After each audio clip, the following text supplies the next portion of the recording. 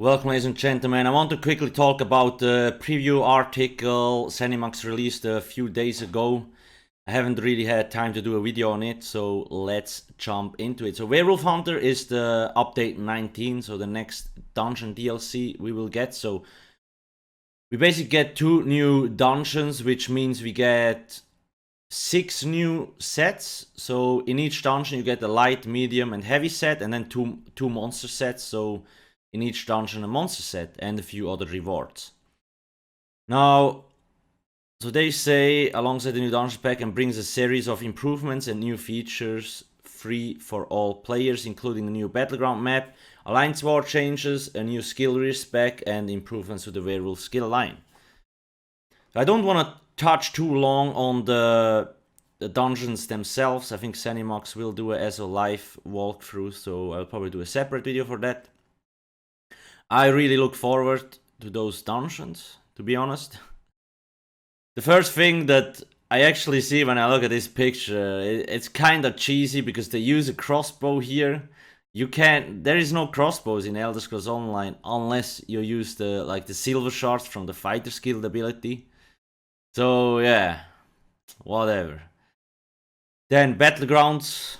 I'm a really Battlegrounds fanboy. Sure, balance is a non-existence. However, I do like the idea of Battlegrounds, and I'm always looking forward to new maps. So I'm happy we get one. I wish we would get a few more, especially like in the Somerset expansion. We didn't get a single Battleground map, which was kind of disappointing. I was looking forward to some new ones, so I hope we will get more in the future. Now here, the problem child from ZeniMax, Cyrodiil. So the problem with I don't really like Cyrodiil simply because it has so much performance issues. The Cyrodiil, when the game came out, it used to be 600 versus 600 versus 600, if I remember correctly. Now it's 150 versus 150 versus 150. Map is too big now, there's not enough players in there, and it still lags. So nonetheless, they still try to improve it, obviously. There is a new stuff called Keep Recall Stones. I think they want to battle the horse ride simulator a little bit, because sometimes you have to ride for so long, but then we will see how those turn out. I'm not 100% sure how they work, if you can buy them somewhere and then you can teleport back to a certain keep. Something like that. I don't know. Maybe if somebody knows, let me know in the comments down below. Now, update 19 reintroduces keep degradation and condenses both the levels for keeps and resources. So I'm not sure also what that means. I'm really not a Cyrodiil expert, but if somebody knows, let me know. And obviously, they still try to put a few new rewards in, which I like. If there is costumes, outfits to get, then I will try to get them. So it's a really cool thing. Instead of putting everything into the shitty crown store. Now, base game update, we have respec 2.0. You're able to make smaller, more precise changes to your skills thanks to the updated respec system. When you reset your skill point, you're able to remove skills individually and are not forced to re-add all of them from scratch.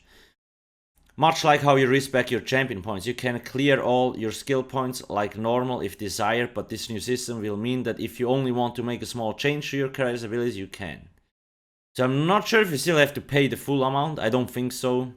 That's one of the problems. Like if you have like 300 skill points, you had to pay so much money if you want to respec. So I do hope that now with the individual respec from one more for a skill, that it will get cheaper and just less annoying to do so. So I really look forward to that. Werewolves updated. You can enjoy a series of broad improvements and changes to how the werewolf skill line plays with update 19. These changes place an emphasis on improving their ferocity and momentum in combat, and they affect both the skill line's passives and active abilities. For example, the Blood Rage passive will now increase the duration of its transformation when you deal damage instead of when you take it.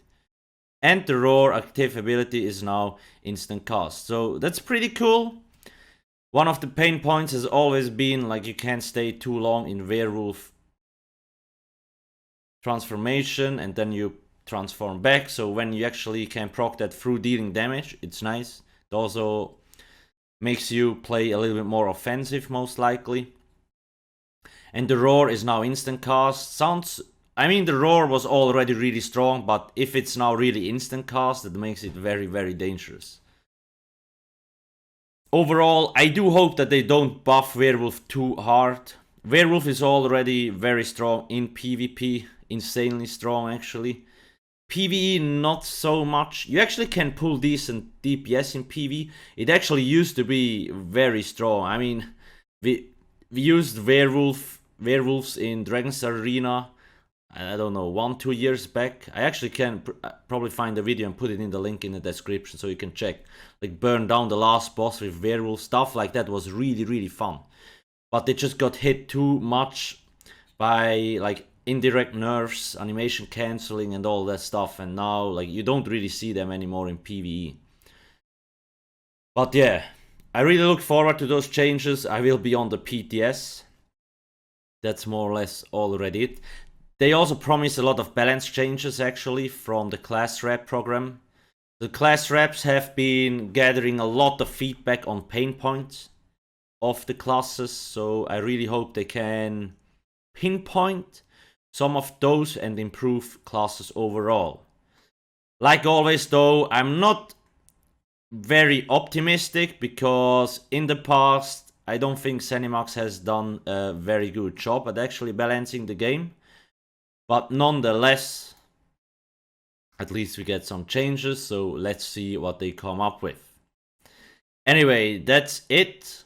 If you have anything to add about the Wolfhunter DLC or like what you're looking forward to, let me know in the comment section below. Please don't forget to subscribe. Thanks for watching and have a nice day. Cheers.